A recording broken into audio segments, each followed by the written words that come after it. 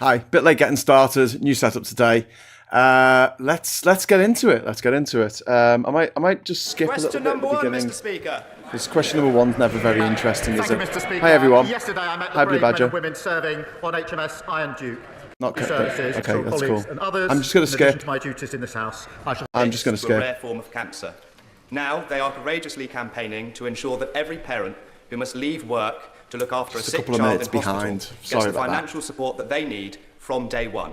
Will the Prime Minister meet with them and me to discuss implementing Hughes law and giving their son a legacy that improves the lives of families at the most difficult time imaginable? Yeah. Mr. Speaker, can I pay tribute to Kerry and Francis? It is a heartbreaking case and commend them for their campaign on behalf of other families. I know the Minister for Social Security and Disability met the family yesterday, but no parent should endure losing their child to cancer, particularly at such a young age. We are investing £1.5 billion for new surgical hubs and scanners, £70 million for new radiotherapy machines, and we will set out our next steps on the Children and Young People Cancer Task Force shortly. We now come to the Leader of the Opposition, Kemi Badenoch. Right, here we go. She's so shit at this. My warmest wishes to our armed forces at She's home so bad. and overseas, to the emergency services and here's your everyone MP who will whistle. be Well working done. over Christmas. And can I wish you, Mr. Speaker, the House staff and all members of this House a very Merry Christmas. Mr. Speaker, for years, the Prime Minister and his cabinet play politics with the WASPI women. The Deputy Prime Minister said Conservatives were stealing their pensions. She promised to compensate them. This is an in full. open goal Another broken for promise. Labour. Now they admit we were Tories right could all have along. done something about But let's it. ask about another group of pensioners whose trust. Oh, right, Let's okay. ask about another group of pensioners whose trust was broken. Since the Chancellor cut winter fuel payments, how many extra people have applied for pension credit? Mr. Speaker, the number one job of this government was to put the finances back in order after the last government lost control. They left a £22 billion black hole, and we Hey, made sure £22 the most billion vulnerable black pensioners do get the hole. winter fuel payment, and we have been encouraging and driving up eligibility for pension credit, so saying up to their entitlement. And she should join that campaign. But, Mr. Speaker, here's the difference. Because we've stabilised the economy, we can commit to the triple lock. That means that next April, pensioners get another £470. But here's the difference, because 2 weeks ago, the Shadow Chancellor said the triple lock is unsustainable. Their position, so pensioners would lose out under the Tories yet again. Oh, wow. Okay. Mr. Speaker, he didn't answer the question because he doesn't know the answer. There are 850,000 eligible pensioners not claiming pension credit. If they sign up, that will cost the Treasury £2.3 billion, wiping out the savings that the Chancellor claimed she would make. Before the election, his Chief Secretary Maybe she told made the the public savings so they had could no spend it on plans the to people cut who winter needed that fuel. money. But they did have plans, didn't they? Age UK say cutting the winter fuel payment with very little notice will potentially jeopardise the health and finances of millions of older people. Does he agree with Age UK that this is the last thing both pensioners and the NHS need? Mr. Speaker, we've been driving up with a campaign for pension credit. It's important that everybody who's entitled to it claims that pension credit. And she shouldn't claim as some great victory the record of their government that people haven't signed up. We're the ones with the campaign. Yeah, people haven't signed up because they didn't know that they deserve pension credit. Pensions will be going up by £470 next April. She hasn't answered the question. Her Shadow Chancellor says the triple lock is unsustainable. So she needs to explain how pensioners will be worse off under a Tory government. It is Prime Minister's questions. Kemi Badenoch. Mr. Speaker, we protected the triple lock during all our time in government. Meanwhile, energy bills are increasing, despite his promise to cut them by £300. In Scotland, his party leader wants to restore the winter fuel they've only been in payments. power Across for England, councils 6 are scrabbling months. together funds for struggling pensioners. What? The tragic reality this Less than Christmas 6 months. is pensioners will suffer and may even die as a result of this cruel policy. Did the Chancellor What about your cruel consider the policies impact like on austerity, councils which and we on know the killed NHS, hundreds of or does thousands she of just people? not know what she's doing? The Household Support Fund was set out in the budget. She knows that. We're pushing up pension credit. But she now says they are committed to the triple lock. Her Shadow Chancellor says they're not, that it's unsustainable. Maybe over a sandwich or a steak, they could sort it out. and come back and tell us what their policy actually is. Kemi Badenoch. Mr. Speaker, the Prime Minister needs to misrepresent me to make his point. I don't need to misrepresent him to make my point. Why is he misrepresenting you? You did say that you don't eat sandwiches or something. Like a massive weirdo. The truth is, he didn't think this through. Cutting winter fuel payments isn't just callous. It may not make savings. It could actually cost us all more. And that's not the only policy which is making things worse. The Chancellor's budget is a body blow to family businesses and also charities. Marie Curie have warned that Labour's budget will cost them nearly £3 million a year. This is a cancer charity saying they have no option but to reduce services. Did the Chancellor tell the Prime Minister that her jobs tax was going to hit charities? Mr. Speaker, she's asked 3 questions about winter fuel with a leaving out. I'll come to that. But she's changed her mind on this. She used to say that the payments were a dead weight. She said there were members of her constituency who didn't need it. And they all stood in 2017 on a manifesto, a Tory manifesto, that committed to getting rid of the universal winter payments for pensioners. So we can see what their real commitment is. As for the budget, we're driving up productivity. Oh, I don't have to ring your mother. Prime Minister. Mr. Speaker, I need a new we're thing. driving up productivity, prosperity and living standards. That's a pay rise for the 3 million who are the lowest paid. They should welcome that. A pay rise for those working in the NHS and better than expected wage growth just before Christmas. What unites all three? Delivered by Labour, opposed by the Tories. Deliver! Mr. Speaker, I don't know what world he's living in. The economy is shrinking, and they did not think this jobs tax through or who it would impact. Another area affected is the hospice sector. Hospices believe the budget will cost them an extra £30 million. Yesterday, Conservatives voted to exempt social care, nurseries, charities and hospices from their jobs tax. Labour voted this down. So can the Prime Minister at least agree to fund hospices so they can continue their invaluable work helping people at the end of their lives? I would just go, yeah. Mr. Speaker, we put a record amount into the NHS in the budget to deal with the problem that they left, and we'll set out the funding arrangements for hospitals in the new year. But it's the same old, same old. They want all the benefits. She said to herself she wants all the benefits from the budget, but she doesn't want to pay for any of them. That's what got us into the problem in the first place. Goldfish, yeah. Mr. Speaker, I did not hear a commitment there to help hospices, which is a shame. The truth is, this winter, people will be suffering because of his choices. The economy is shrinking, inflation is going up, and jobs are being lost because of his budget. Pensioners won't be able to heat their homes because of his government's decisions.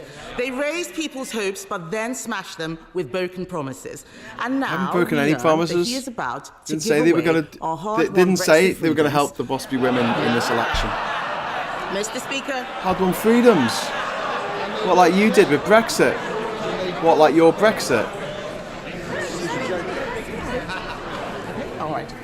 Mr. Speaker, now we learn he is about to give away our hard-won Brexit freedoms. Oh, The Brexit truth is, freedoms. They are punching the Sorry, British I thought you people meant in the face, freedoms that Brexit literally, took in the away. case of one of his MPs, and he will pretend that this is about the past. But we all know these are his choices, bad choices. If he's looking for a New Year's resolution, why doesn't he start with telling the truth? That is just an awful question. I'll do it now. £22 billion black hole left by them. Yay, he said 22 billion black hole. Bingo. It's not a good time to leave the chamber, is it? Prime Minister. Mr. Speaker, £22 billion black hole. Record waiting list with our NHS. They should hang their heads in shame. Immigration completely out of control. Nearly 1 million net migration. She was the cheerleader for all of that. She wants the truth. That's the truth. That's why they're sitting there. Mr. Speaker, whilst they cart from the sidelines, talking the country down, this government... Talking the country down. Use their own poison against them. Money for our trains, buses, and yes, Mr. Speaker, potholes. Pay rises for 3 million of the lowest paid. Wages growing faster than inflation. Planning laws reform. Great British Energy set up. We're only getting started. Next year we'll continue to rebuild, no matter what the blockers opposite say. Thank you, Mr. Speaker, and can I echo the words of the Prime Minister and thank you and all of our staff in this place alongside our armed forces and our emergency services and wish them a Merry Christmas. Mr. Speaker, March 2025 marks 20 years since the death of the only Member of Parliament to have held all four great offices of state: the Foreign Secretary, the Home Secretary, the Chancellor and the Prime Minister. Mr. Speaker, James Callaghan was a true Portsmouth great and went to the same school as another true Portsmouth great, my dad, Terry Nolan. Does the Prime Minister back my bid for a plaque to be added to his former home in Copner, and will he come along to Portsmouth next year to unveil it? All right. Well, I thank her for her question. Jim Callaghan was a giant of the Labour movement and a great public servant. Mr. Speaker, he left school at 17, served in our Royal Navy before becoming the Home Secretary, Foreign Secretary, Chancellor and, of course, finally Prime Minister. And as a proud son of Portsmouth, I'm sure he'd be honoured to be remembered in such a way. Happy Christmas. Can I just say to Mr. Mayhew, I keep hearing, I heard you the other week over here, I'm hearing again that it's not a good time to push a luck today. Right, let us come to Leader of the Liberal Democrats, Red Davey. Red Davey. Thank you, Mr. Speaker. Red Davey. Can I join the Prime Minister in his praise and best wishes for our armed forces and our emergency services? And can I join others in wishing you happy Christmas, Mr. Speaker, and all the staff of the Commons, and indeed everyone across this House. I'm coming to sing in a minute.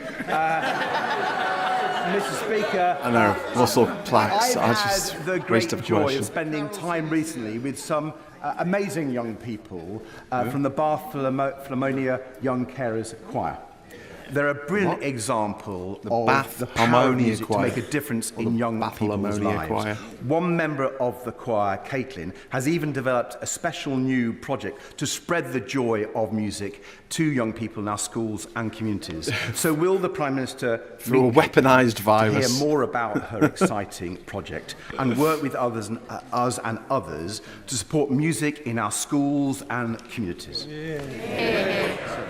Well, Mr. Speaker, I welcome his comments, and as you will Weird know, question. today we're That weird introducing question. the That was a weird question, wasn't Children's Wellbeing Bill to enable all children to succeed, including young carers. Even the ones who don't go to private school. That increased the pupil funding premium to over £2.9 billion, which can be used to support pupils with identified needs, and that, of course, includes carers. And now young carers are on the school census, as he knows, that's since 2023. They have greater visibility and schools will be better able to identify and support them. Mr. Speaker, he talks of singing. There was carols outside our front door on Monday, and my family was surprised to see the Honourable Gentleman, Right Honourable Gentleman, shamelessly plugging his song. We have strict rules about antisocial behaviour, but in the spirit of the season, I simply say Happy Christmas. Sir Red Davey. Well, happy Christmas, Prime Minister. Can I thank him for allowing the Young Carers Choir to sing outside number 10? I hope he and the staff Don't cross the line. enjoyed it. Don't cross the hockey. Our song is called Love Is Enough, but the hard truth is, for many young carers In French, and young adult an carers, egg is actually enough. love is not enough. These amazing young egg is people enough. need real action to help French. them with the challenges they face. This is getting So in silly. addition to the I'm measures that the not Prime Minister particularly just interested in talked this. about, will he support the Carers Trust's Young Carers Covenant to make sure across government, across local authorities, we are supporting these young people with all the support they deserve?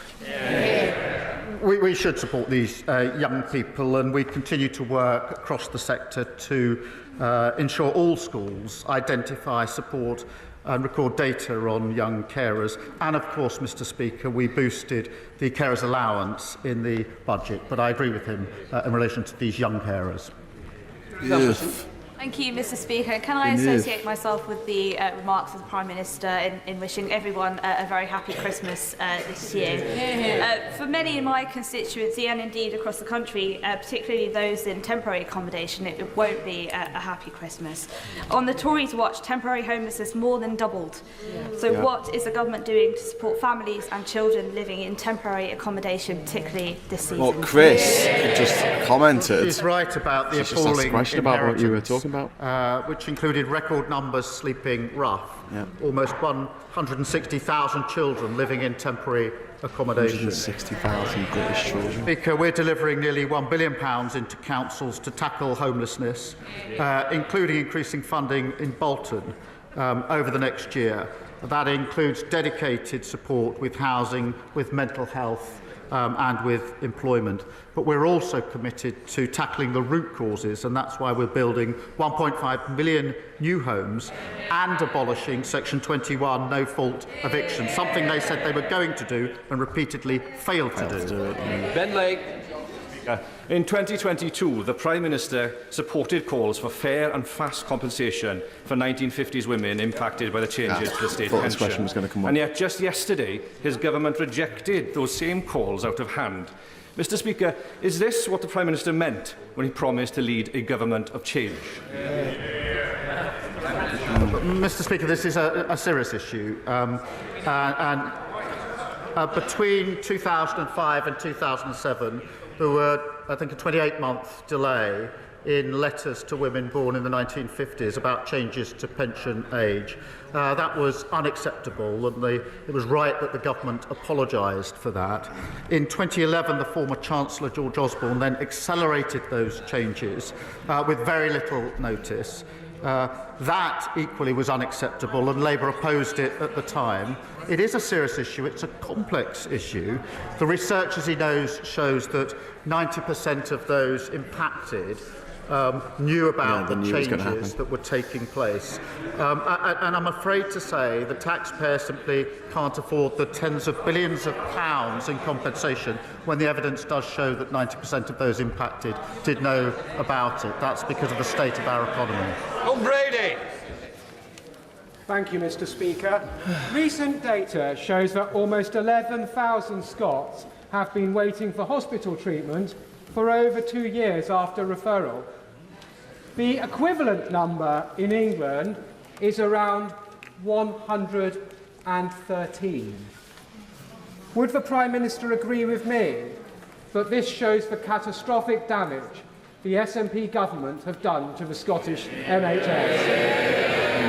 Dig at the SNP. He's right when he says the SNP is letting down patients in Scotland. As the Scottish Auditor General says, greater leadership is needed in the Scottish NHS. Waiting list targets are being missed. Spending on agency staff is skyrocketing. And delays to patient discharge are hitting record levels. They seem to be proud of that appalling record. We've provided the money, they've got the powers, they've run out of excuses. Blake Stevenson. Mr. Speaker, since the summer, thousands of commuters using Harlington and Flitwick stations have had to put up with nearly 8% of trains being cancelled in the evening peak, and nearly a third of trains that do arrive are more than 5 minutes late. Is it a mere coincidence, Mr. Speaker, that such poor performance follows this government's decision to pay off their union backers with no strings attached? Very rich of the Tories to talk about pretty much anything, but especially about the state of the trains. An appalling state under the last government. We're clearing that up and fixing it, and he should be welcoming that. Ian Byrne. Can't argue against that. Thank you, Mr. Speaker. The Parliamentary Ombudsman concluded that an injustice was done to 1950s born women. It ruled that they are owed compensation, and that Parliament intervened to deliver justice. In my constituency of Liverpool, West Derby, I have more than 5,000 women affected. And alongside a great many members in this House, I believe these women are owed compensation for the injustice done to them at the hands of the state. So will the Prime Minister give members the opportunity to vote on whether they believe WASPI women are owed compensation? Well, Mr. Speaker, I've just set out the the factual background and the percentage that knew about the change. And the simple fact of the matter is, in the current economic circumstances, the taxpayer can't bear the burden of tens of billions He was one of the pounds in Labour MPs who was compensation. kicked out. Well, they're chuntering away in for 14 voting with the years. Tories They on the accelerated on the changes and not once King's spoke speech. about compensation. Rebecca Smith. Thank you, Mr. Speaker. My constituents, Caroline and Savannah, are just two of thousands across Devon, Cornwall and beyond who are living with postural tachycardia syndrome and have been unable to access adequate treatment since the retirement of the... Sorry, I hope you don't mind me knocking off the sound there. I just want to say, like, Labour's comms are shit. This whole thing with the WASPI women, you know, you say, okay, here's the situation. 90% of people knew about the change in the pension age. We can't afford it, but... You're right, we messed up, because it was Labour in charge in 2005. We messed up not letting people know properly and leaving it too late. So we're going to make a token gesture of a couple £100. Do you know what I mean? Like just something so they can say, no, we're giving you this. But they're giving nothing. It doesn't look good. Yes, and I will, of course, make sure she gets a meeting with the relevant minister to deal with the issues of concern to her constituents. Jodie Gosling. Thank you, Mr. Speaker, and a very Merry Christmas. May I associate myself with the comments of the Prime Minister and my gratitude to all of those that serve our communities over Christmas. I'd like to give special credit to foster carers in Nuneaton and across the UK for the incredibly important role that they play. We know that their care transforms lives, but the foster carers in Nuneaton tell me that there simply isn't the support that there used to be, and over 17% of children are waiting over 4 years for care. Recently, I was made aware of one child who had had 9 home placements before the end of Key Stage 1. Can the Prime Minister ensure that there will be a robust system to provide consistent and swift care when needed? Well, I'm grateful to her for raising this issue because, Mr. Speaker, every single child deserves the best start in life, and there are far too many shocking cases of children being let down. The Children's Wellbeing and Schools Bill is being introduced today, and that does put children's interests at the heart of government policy, and I hope it will be supported across the House. Thank you, Mr. Speaker. Labour promised not to raise taxes on working people, but farmers are some of the hardest working people that I know. Peter Douglas from Jedburgh has looked at the details of this policy, and he says Labour's inheritance tax increase will prevent him passing on his family farm to his son it's and going to affect daughter. 500 landowners in this country. Have betrayed them. They 500. can't trust the Prime Minister to keep his word. I'll just say again, 500 over the next 50 fucking years. If he would kindly pass the details of the individual case he's raised to my team, we will look into it. As he knows, we put a record £5 billion into farming over the next 2 years. Vendetta not messing around there. Just 2 weeks ago, 350 million was put in to support farmers. That contrasts with the £300 million underspend of the last government on farming. And in a typical case, the threshold is £3 million, which means that the vast majority of farmers will be unaffected. But I'll look into the individual case that he's raised with me. Thank you, Mr. Speaker. I recently spoke to a man in Worksop whose son's arm was badly broken when he was knocked off his bicycle by an off-road biker speeding on the pavement. Dressed in black, no number plate, totally unidentifiable. The young boy no longer goes out to play. His experience isn't unique. What action is being taken to smash the bikes and put police back on our wealthy streets? Tory voters. Well, I'm glad she's raised this because off-road bikes Thanks to the correction, power to the people. The last government got completely out of control. We're introducing new respect orders to crack down on off-road bikes, strengthening police powers in relation to dealing with this big problem that got out of control under the last government. We will also deliver 13,000 more neighbourhood police to ensure that we keep control of our streets, something that was lost under the last government. A lot of delivering going on. Thank you, Mr. Speaker. Last week, the Royal Borough of Windsor and Maidenhead announced plans to hike council tax by an unprecedented 25%. This would require the government's permission. Does he agree with me that this outrageous request should be rejected, that the borough might be a candidate for accelerated local government reorganisation, and my constituents should not be footing the bill for the persistent weak financial control and political failure locally?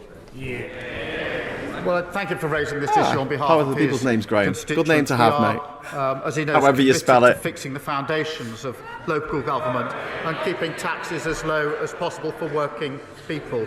The budget announced real terms increase for local government with over £4 billion of added funding. And so we will put that support in place, and he's right to raise this issue. Speaker, please, please. Thank you, Mr. Speaker.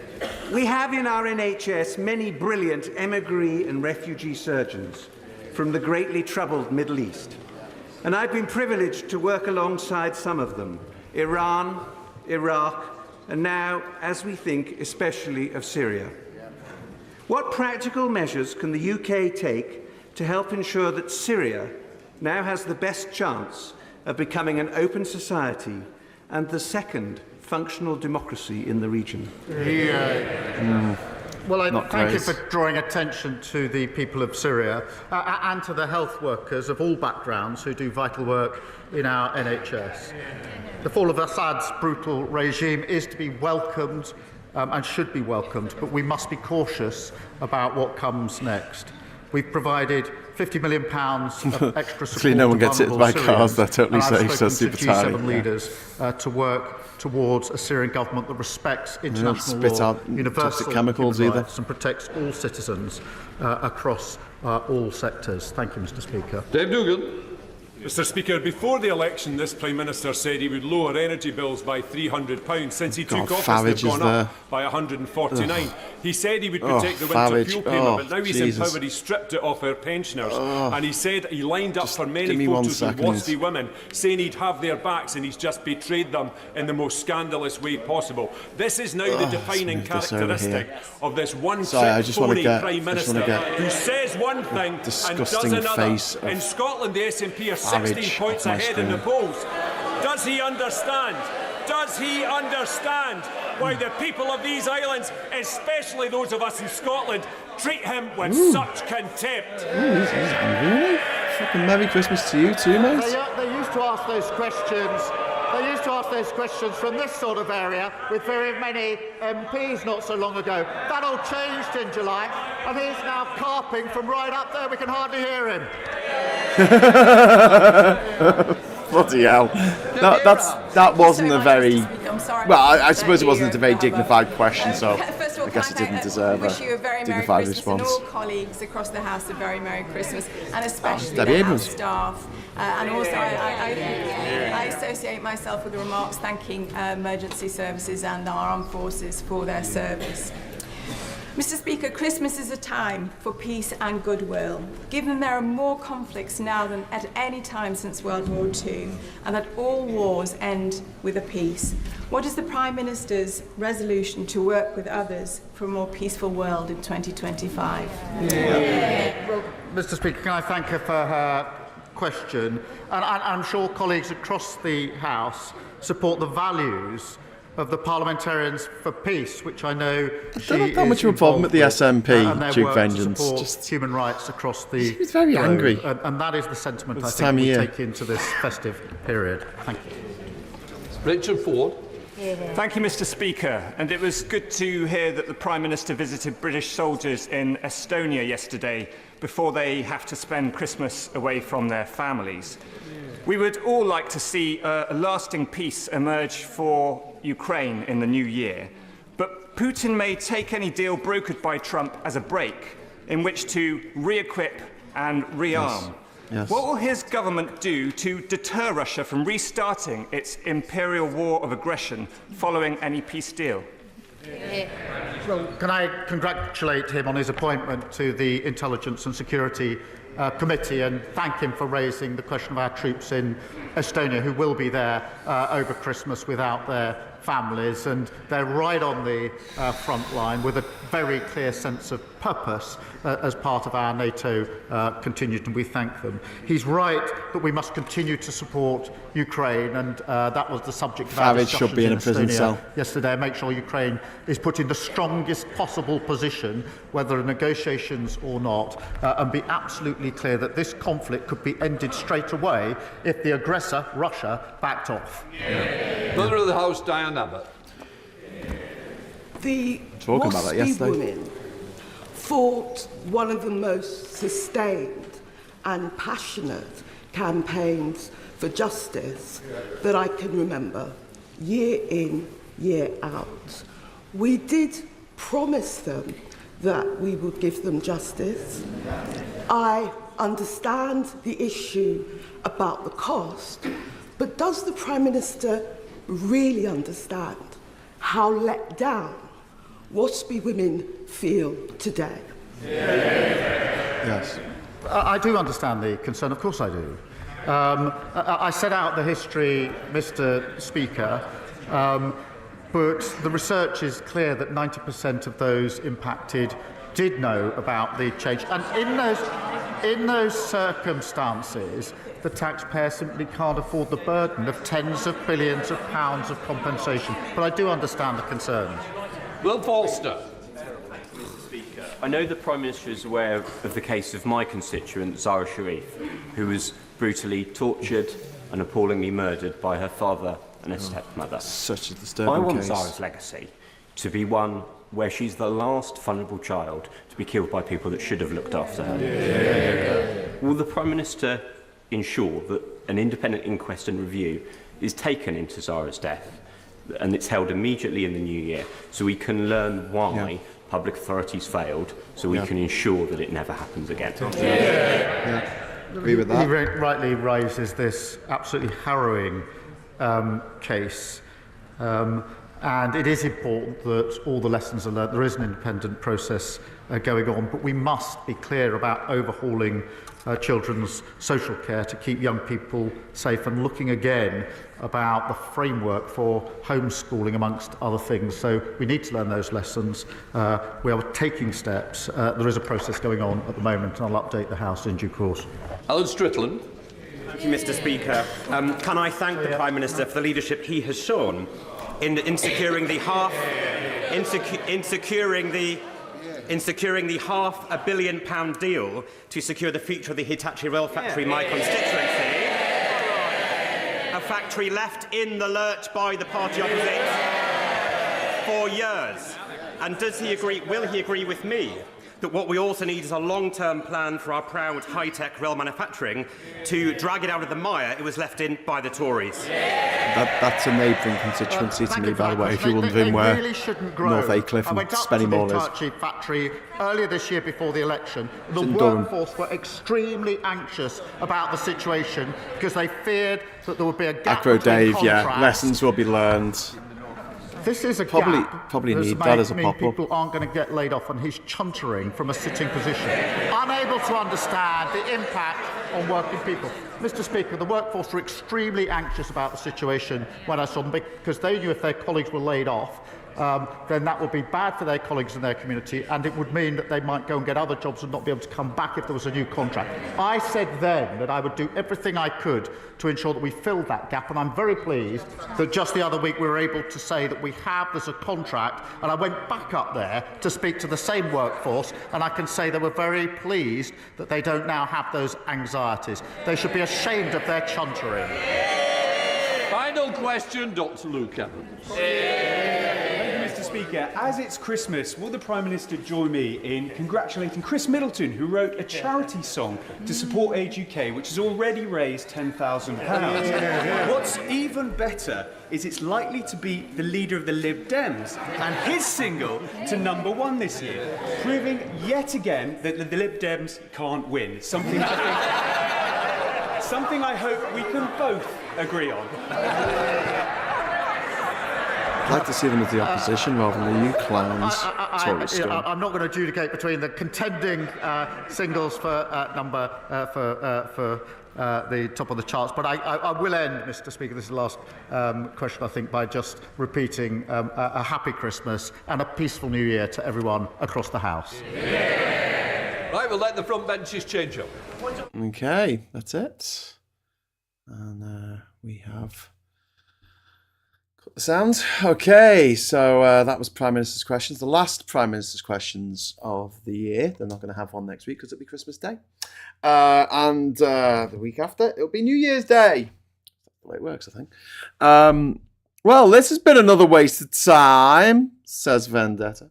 Yeah, you're absolutely right. That was quite a monumental waste of time, though. That was quite impressive of just how much of a waste of time that really was. But there you go. It's just a toffs club, says Gillian. Yeah. Chris C says the quicker Starmer realises and accepts Brexit is doing serious damage to our economy and acts the better for the whole country. Yeah, absolutely, Chris. I mean, it's the line, and also they were talking about this on the James O'Brien show on LBC this morning. They were talking about like making the positive case for immigration, which I think is so important. Like, I don't know why we don't do it. I don't know why you don't hear every day left-wing commentators on the news, on politics shows, Question Time, etc., talking about how great immigration is and how much we need immigration, how important it is to the economy of the country and also the fabric of the country. We are a migratory species. I'm not talking about British people. I'm talking about humans. People leave. They go somewhere else. And the fact that we've made our country so attractive to people from all over the world is something to be proud about. And also, the numbers involved, like the amount that immigrants give to our economy is like 10 times, and I'm not exaggerating it, 10 times the amount that us native-born people here give to our economy, because we cost the economy shitloads in health and education in our formative years, something that you don't have to pay for if you get a fully formed human being, an adult, coming over from some other country. When they've gone to school there, they've gone to university there, they've been using those roads, they've been using those sewers, they've been using those bridges and viaducts and tunnels, they've been using their public transport infrastructure, they've not been using ours. And then they come over here and they're paying tax straight away.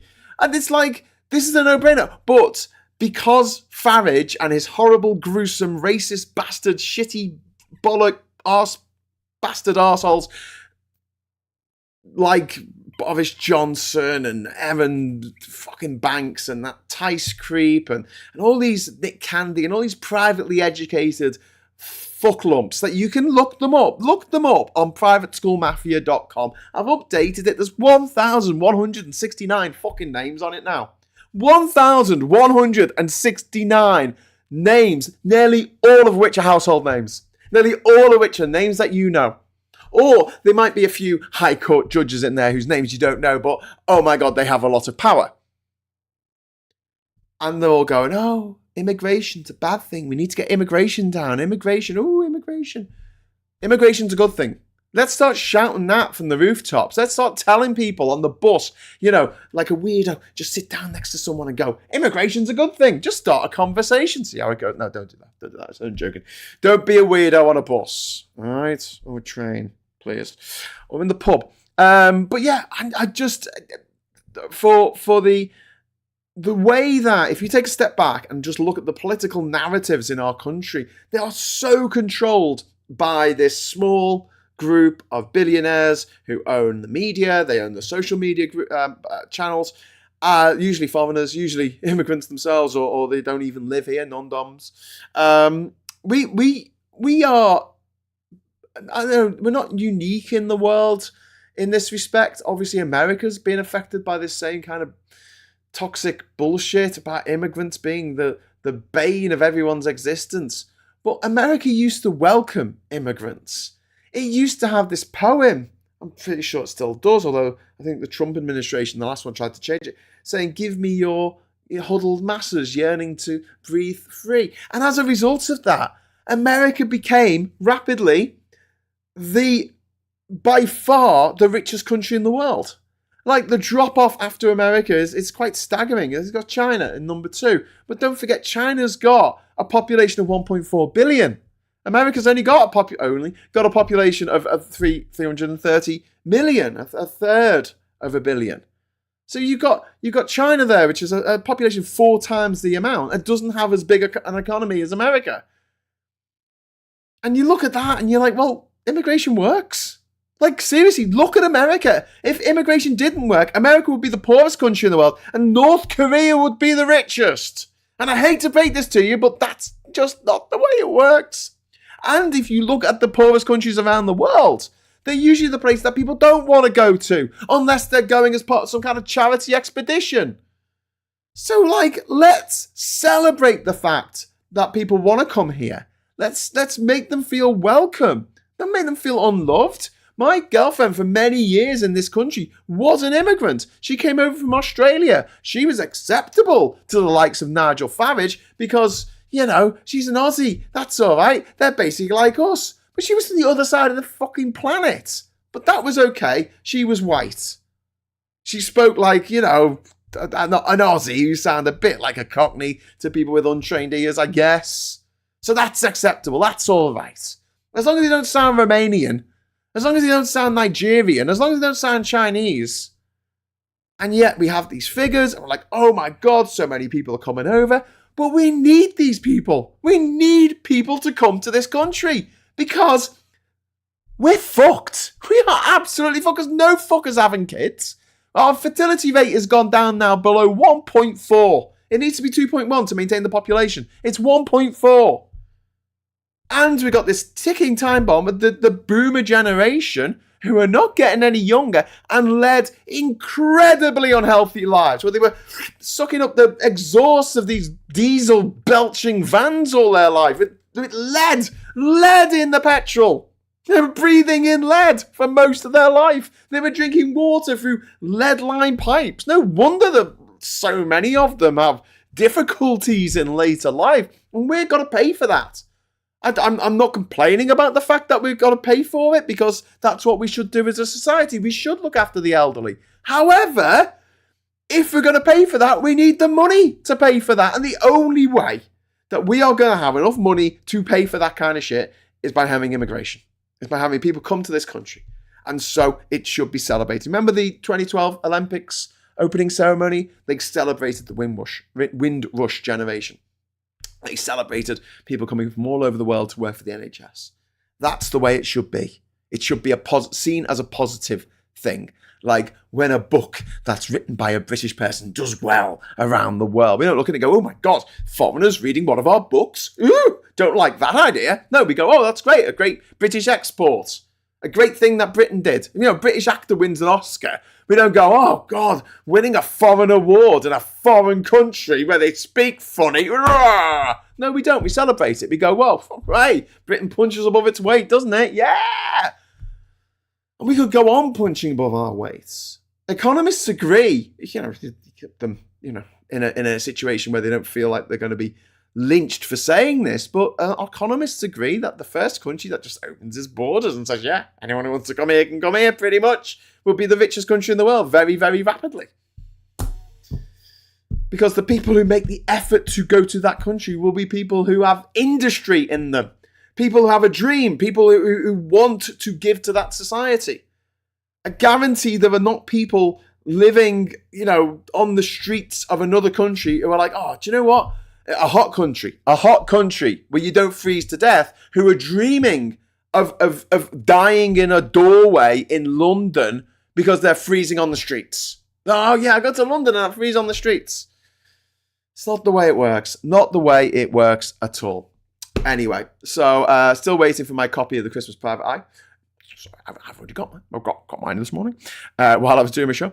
Interrupted my show. It bloody well did. Although that was more the package that came with it, which couldn't get through the letterbox. Life expectancy now decreasing, apparently. Well, yeah. I mean, that's no surprise because of various factors. We're becoming more and more unhealthy. Something like 0.5% of our brains is now plastic because of all the microplastics that we just ingest in everyday life. Like we are particularly unhealthy. Like and then you've got the anti-vaxxers who just want people to die, especially children. They like that. I mean, they get some sexual gratification from it. I don't know what's wrong with them. everything. That's what's wrong with them. But the anti-vaxxers, they like it when a child is in an incubator in a coma, with a mask on his little face. They go, oh, that's boss. That's good. That's a good thing we did there. And you got to think of these anti-vaxxers and like the fact that they're doing exactly what the big pharmaceutical companies want them to do, because vaccinations cost fuck all and they last for a lifetime. Some of them, but the ones who get to kids, that protects those kids so they don't die of communicable diseases before the age of 5, which half of kids used to do until we got vaccinations. We cracked that nut. We got rid of smallpox, which used to wipe out millions every year. But yeah, we're now in a situation where you've got these people who go, yeah, all we want is for those kids to be on medication for the rest of their lives. They get them have polio and then we have to pay for medical equipment for them for the rest of their lives. And then they'll put a picture on social media and say, this woman gets £33,000 a year off the government. What they don't tell you is the fact that she gets that because she's disabled.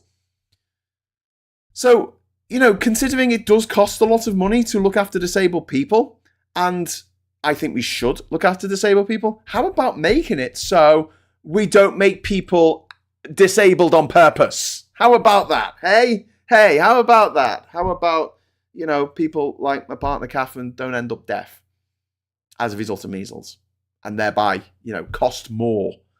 Obviously, Kat's got a job and, she's very successful and she's brilliant in what she does, and she's a PhD. She's a physics PhD. So, she's punching way, way, way above the weight of someone born in Liverpool at the time, at the end of the 70s when we were. But having said all that, there's a lot of people out there who are so affected by a childhood disease that they never shake it off. Like for the rest of, whatever the consequences are, they're stuck with them for the rest of their lives. And as a result, they might not be able to get such a good job. They might not be able to pay as much in tax, or they might not be able to work at all for their entire life. The pharmaceutical industry, that loves that because, you need medication all the time. You need, whatever medical devices that you need to just get on in life. They love it. They fucking love it. These anti-vax goons, do you reckon they're getting paid by, the pharmaceutical companies? Would it surprise you if they were? Wouldn't surprise me. Wouldn't surprise me one little bit. Because they're not anti-medicine, are they? Anyway, although I suppose vaccinations and medicines. Time to bring back that charity box with the kids in the calipers. Yeah, indeed. Survival of the richest. How the hell do you get to 33k? You get full HP, full ASA, full PIP, etc. It's nowhere near 33k. Yeah, this was for a woman who had severe disabilities, and it was for the equipment, basically, so she could live an almost normal life, but she couldn't work. What I'm saying is, like, looking after people all their life. I mean, I don't know if that situation was caused by a disease or whether it was an accident or congenital, whatever it was, but what I'm saying is, like, if we have the choice to make more people disabled or not, I would pick the choice not to do that. Even if I was just an evil shit who didn't care about anyone but myself, I'd still choose the cheaper option for the taxpayer, the economically more viable option of having someone who can work rather than someone who can't, through no fault of their own, other than the fact that, they expected everyone else to get vaccinations. They might not have been able to get vaccination because maybe they were allergic to one of the ingredients or whatever it was. And yet that herd immunity didn't happen because of the anti-vaxxers, all of which seem to be rich and went to go to private school. And I think they've all vaccinated themselves. It's a bit like when they talk about drugs in Parliament. I kind of want everyone to have a drug test. Everyone in Parliament have a drug test. Right, there you go. And then you can talk to us about drugs. Yeah. Anyway, those people who claim to be anti-vaxxers, I guarantee they are all vaccinated. They are all vaccinated. Of course they are. They're not complete idiots. Although the people that follow them, ignorance, arrogance, and spite, basically the right-wing manifesto, says Ernie Burns. Yeah, you're absolutely right. I'm a bit concerned about the low frame rate of this video, but nothing I can do about it now. Anyway, right, so it's coming up to 1 o'clock, and I've jabbered on far enough. No, enough.